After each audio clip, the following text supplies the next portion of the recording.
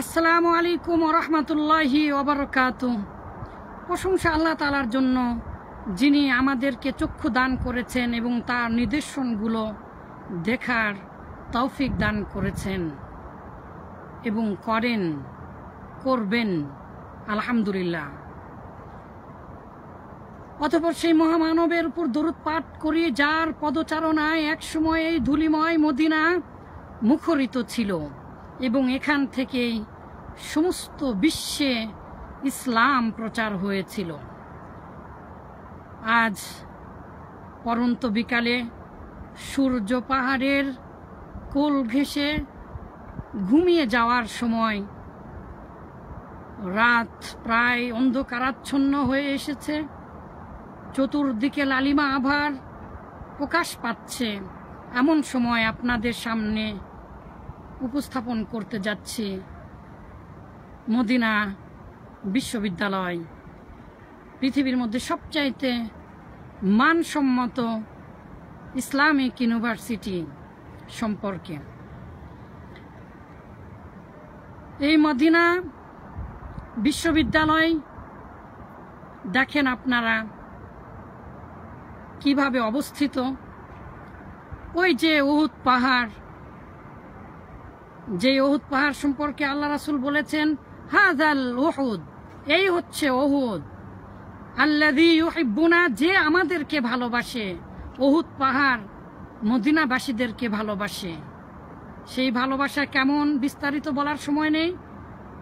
হাযাল উহুদ, এটা হচ্ছে উহুদ পাহাড়, যে আমাদেরকে ভালোবাসে। ওয়া নুহিব্বুহু, এবং আমরা তাকে ভালোবাসি। প্রায় 8.5 কিলোমিটার এই উহুদ পর্বত, এই উহুদ পর্বতের পাদদেশ ঘেরা যে ভূমি, তাই হচ্ছে মদিনা। উহুদ পাহাড়ের অংশ বিশেষ আরেকটি পাহাড়, সেখানে পাহাড়ের উপরে রাজাদের বাড়ি হেলিকপ্টার নিয়ে নামে আমরা দেখতে পাই। কি সুন্দর পরিবেশ। এগুলো হচ্ছে রাস্তা। এই মদিনার প্রত্যেকটি রাস্তাতেই ফেরেশতারা আছে। হাদিসে এসেছে, ওয়া ইন্না আলা কুল্লি নাকুবিন, প্রত্যেকটা কোনায় কোনায়, রাস্তায় রাস্তায়, মিনহা মালাইকাতান, তাতে রয়েছে ফেরেশতারা, ইয়াহরুসুনাহা, অসংখ্য ফেরেশতারা রয়েছে যারা পাহারা দেয় এই মদিনায়। ফলে এই মদিনাতে কখনোই তার জাল প্রবেশ করতে পারবে না। ওই দেখা যাচ্ছে একটি তোরণ, যেটা হচ্ছে হারাম এলাকা, অর্থাৎ পৃথিবীর মধ্যে সবচাইতে নিরাপত্তা দান করেছেন আল্লাহ তাআলা। দুটি জায়গা, মক্কা এবং এই মদিনা, ওই হারাম এলাকার চিহ্ন। এই ভার্সিটি হচ্ছে হারাম এলাকার মধ্যেই। উহুদ পাহাড়ের পাদদেশ ঘেরা। আর এই 3টি নতুন বিল্ডিং এর কারণে সরাসরি দেখা যাচ্ছে না আল্লাহ রাসূলের মসজিদ। রাত্রি হলে দেখা যেত। উপরে সামান্য একটু মিনার দেখা যাচ্ছে। এখান থেকে প্রায় 3.5 কিলোমিটার দূরে আল্লাহ রাসূলের মসজিদ এবং কবর। আর সমস্ত মদিনা এই যে দেখা যাচ্ছে। এটি হারাম এলাকায় অবস্থিত। হারামের সম্মান এতটাই বেশি যে পৃথিবীর আর কোনো জায়গায় এমন নিরাপত্তা নয়। এছাড়াও আল্লাহ রাসূল বলেছেন, বাদা আল ইসলামু গরিবান ওয়া সায়াউদু গরিবান, ইসলামটা গরিবী হালতে, নিঃস্ব অসহায় অবস্থায় প্রচার হয়েছে। কামা ওয়া সায়াউদু গরিবান, এবং সেটা অচিরেই ফিরে আসবে গরিবী অবস্থায়। কোথায় ফিরে আসবে? অপর এক হাদিসে এসেছে, কামা বাদা, যেমন ভাবে শুরু হয়েছিল। ফাতুবালিল গুরবা, সংখ্যা হবে কম। তুবালিল গুরবার ব্যাখ্যা করার সময় নেই।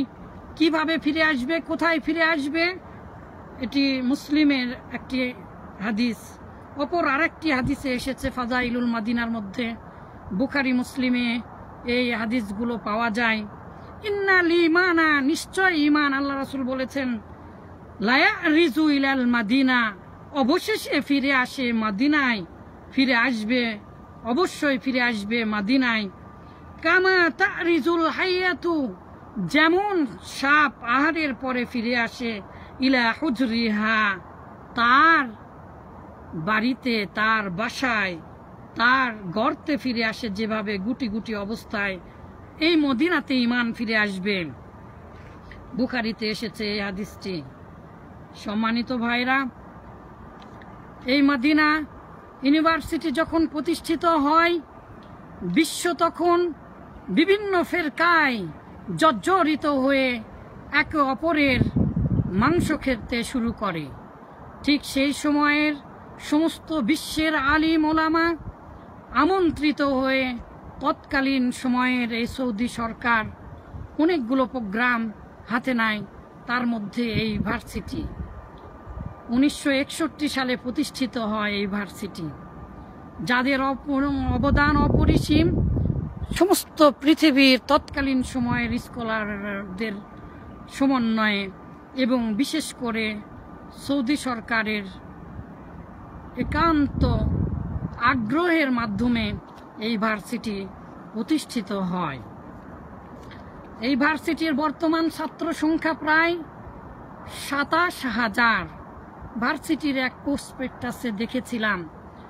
আর 147টা দেশের প্রায় 27,000 ছাত্র এখানে লেখাপড়া করে, গবেষণা করে। 2 থেকে 3,000-এরও নির্দিষ্ট সংখ্যা জানা নেই ডক্টর, বিশ্বের মহাপণ্ডিত এখানে শিক্ষকতা করেন।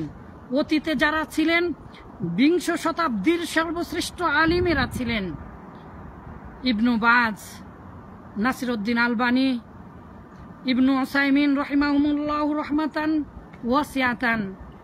তারা সক্রিয়ভাবে এখানে তাদের পার্টিসিপেশন করেছেন। সম্মানিত ভাইরা, বর্তমান এখন বিশ্বের, আমি যাদেরকে চিনি তাদের মধ্যে অন্যতম একজন আছেন মোহাম্মদ আব্দুল মহসিন আব্বাদ আল বদরি। মহসিন আব্বাদ আল বদরি তিনি বর্তমান বিশ্বের অন্যতম একজন হাদিস বিশারদ, মসজিদে নববীতে দার্স দেন। তার বুখারী মুসলিম তো মুখস্থ, বুখারী মুসলিমের সরাগুলো পর্যন্ত ইবারত মিলে যায়। মহান আল্লাহ তাআলা এত জ্ঞান দান করেছেন। এছাড়াও মোহাম্মদ মাদখালি নামে একজন শিক্ষক আছেন। এগুলো আপনারা ইউটিউবে সার্চ দিলেই পেয়ে যাবেন, তাদের জ্ঞানের কেমন ব্যাপকতা জানতে পারবেন। মোহাম্মদ মাদখালি ক্লাসে দেখেছি কত হাজার যে কবিতা তার মুখস্থ, আর কত নাম, তাদের জীবন কাহিনী। আল্লাহ, আল্লাহু আকবার। শুধু চোখের দিকে তাকিয়ে থাকি, মুখের দিকে তাকিয়ে থাকি, কিভাবে সম্ভব তারা মুখস্থ করেছেন। এছাড়াও আব্দুল্লাহ জাহিম, বিশ্বের অন্যতম একজন ফকিহবিদ বর্তমান, তিনি মসজিদে নববীতে 40 বছর দার্স দেন, এখানেও শিক্ষকতা করেছেন। আলহামদুলিল্লাহ, তারও ক্লাস পেয়েছি। বিদায়াতুল মুজতাহিদ, ফিকহুল মুকাররিন আকারে এইরকমভাবে পড়ান, যা পৃথিবীর অন্য কোনো ভার্সিটিতে বা জামিয়ায় বা মাদ্রাসায় পড়ানো হয় বলে আমার জানা নেই। এখান থেকে প্রত্যেক বছর শত শত ছাত্ররা বাইর হচ্ছে, বিশ্বব্যাপী ইসলামের দাওয়াত দিচ্ছে, ইসলামকে জানার জন্য আপ্রাণ চেষ্টা চালাচ্ছে। লেখাপড়া ভালো করে করলে এতটাই বেশি লেখাপড়া করতে হয় যার কোনো ইয়ত্তা নেই। আহকামুল ইসলামের প্রত্যেকটা বিষয় পড়ানো হয়, প্রত্যেকটা বিষয় পড়ানো হয়। প্রত্যেকটা ডিপার্টমেন্ট আলাদা আলাদা থাকা সত্ত্বেও প্রত্যেক ডিপার্টমেন্টে সমন্বয় করে যে মানহাজ তৈরি করা হয়েছে, আমার জানা মতে পৃথিবীর আর কোনো বিশ্ববিদ্যালয়ে এভাবে মানহাজ তৈরি করা হয়েছে কিনা জানি না। যে ডিপার্টমেন্টে মোতাখাসসিস হোক না কেন, তথাপি তাকে সকল বিষয়ে, কোরআন হাদিস ফিকাহ সকল বিষয়ে তাকে পুঙ্খানুপুঙ্খ কম বেশি করতে হয়। সম্মানিত ভাইরা, আবার ওই সূর্যের দিকে ফিরে চললাম। এখন দেখেন পাহাড়ের থেকে সূর্য কেমনভাবে ডুবে যাচ্ছে। আপনারা সমুদ্রে সূর্য ডোবা দেখেছেন? পাহাড়ে কিভাবে সূর্য ডুবে আজ তা দেখে নিন। এইরকম ভাবে এই সূর্য ইসলাম এক সময় এই মদিনাতে এসেই বিলুপ্ত হয়ে যাবে। এই মদিনাতে এসেই একেবারে নিস্তেজ হয়ে যাবে। এই মদিনা তখনই ধ্বংস হবে যখন বাইতুল্লাহ আল্লাহর ঘর ধ্বংস হবে, আর তখনই কিয়ামত হবে। এই মদিনা যেমন তেমন মদিনা নয়, যেমন তেমন শহর নয়। প্রত্যেকটি রাস্তায় ধূলিকণায় শত শত সাহাবীদের পদচারণা রয়েছে। ওই যে ছোট্ট একটি পাহাড় দেখছেন, এটা বলে শেষ করছি, উহুদ পাহাড়। এই উহুদ পাহাড়ের সমান আপনারা জানেন কত হাদিসে এসেছে স্বর্ণ দিতে চেয়েছিল আল্লাহ রাসূল, বলার সাথে সাথে স্বর্ণের পাহাড় হয়ে যেত। এমনিতে তো স্বর্ণ যত বেশি সৌদি আরবে সোনার চেয়ে দামি বর্তমান পেট্রোল বিশ্ব সেগুলো তো আছে, এই পাহাড়ও সোনা হয়ে যেত আল্লাহ রাসূল বললেন। এছাড়াও এই পাহাড়ের সমান মানুষকে মাটি দিলে আপনারা এই 2 উহুদ পরিমাণ পাহাড়ের সওয়াব পেয়ে যাবেন ইনশাআল্লাহ, জানাজা পড়লে এবং মাটি দিলে। শিক্ষণীয় বিষয় বলেই শেষ করছি। এই যে উহুদ পাহাড় দেখছেন, তারই পাশে দেখেন ছোট্ট একটা পাহাড় যার নাম হচ্ছে জাবালুর রুমাত। এখানেই 50 জন সাহাবী আল্লাহ রাসূল তীরন্দাজ রেখেছিলেন উহুদ পাহাড়ে। ওই যে পাহাড়, ওই পাহাড়টাতেই রেখেছিলেন এবং আল্লাহ রাসূল বলেছিলেন, তোমরা যদি দেখো আমরা বিজয়ী হয়েছি, তোমরা যদি দেখো যে পাখিয়ে উঠে নিয়ে যাচ্ছে আমাদেরকে, তাও এই জায়গা থেকে তোমরা হেঁটবে না।